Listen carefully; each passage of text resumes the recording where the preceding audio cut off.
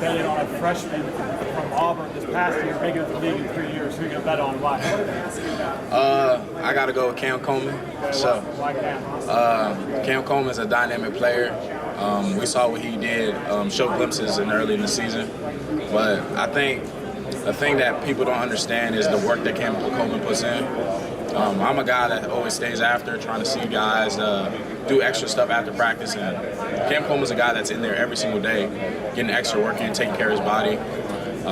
He truly loves the game of football. I admire him as a young man and the way he carries himself. And Cam Coleman will certainly be that guy. Was there like a moment that stood out there where you knew, like, all right, like he's going to be that guy? Yeah. I noticed when, practice, as the season goes on, a lot of guys are fatigued, mentally fatigued. And, we got some guys leaving out the building a little bit early.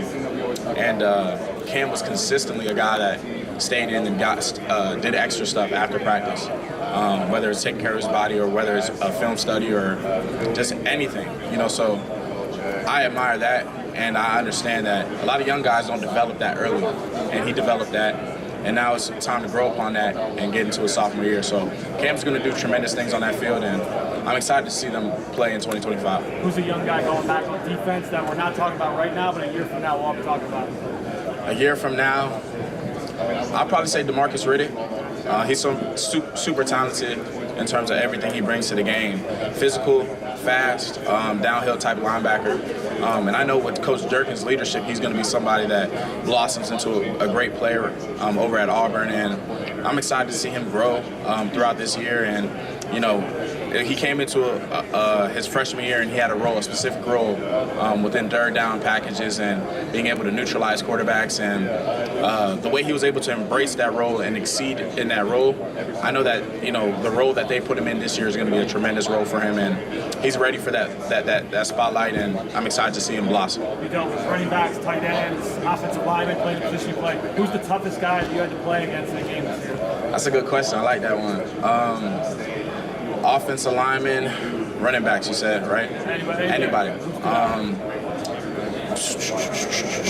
Missouri has a good tackle, who's a phenomenal tackle. Gave us some issues in terms of pass protection and different things he did in the pass protection game. I'm trying to think about some good running backs that we played this season.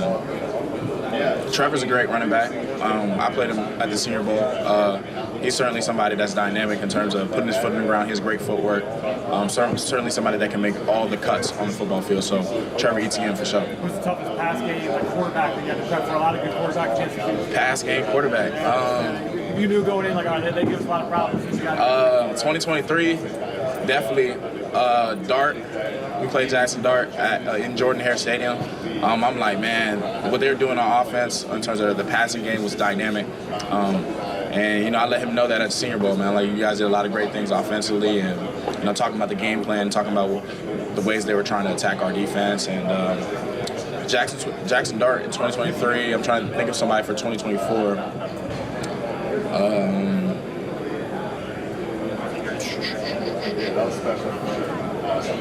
Pass game.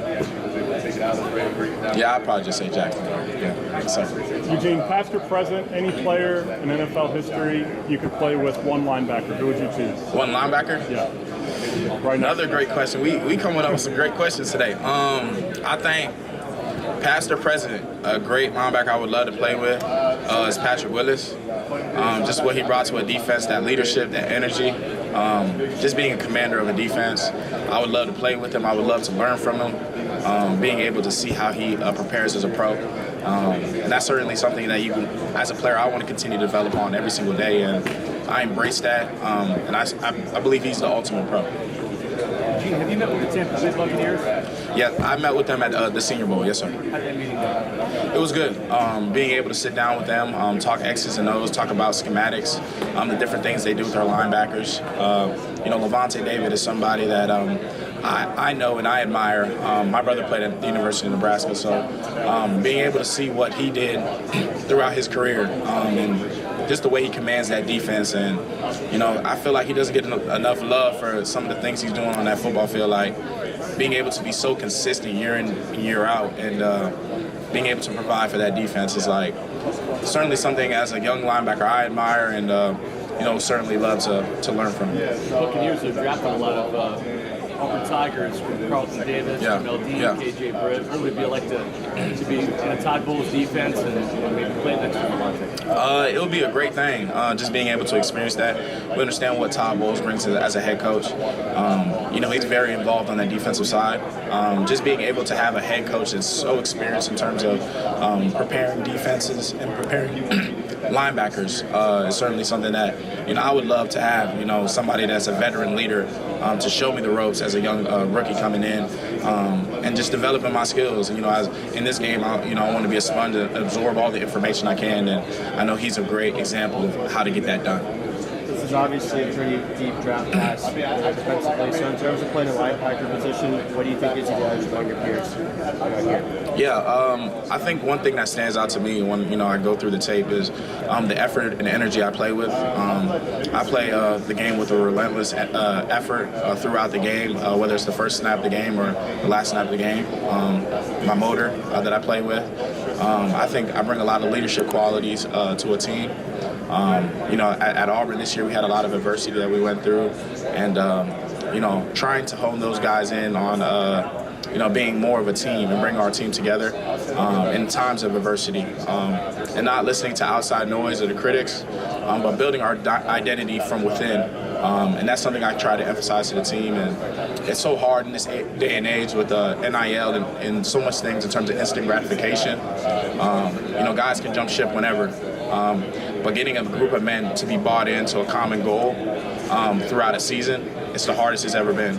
I had to continue to develop upon my leadership and try to win that team over. And, ultimately I feel like I did a great job in trying to spark some young guys' minds to be able to lead that team into the right direction. So those are the things I think I bring to a team. I'm a guy that I truly love football. My actions justify that, and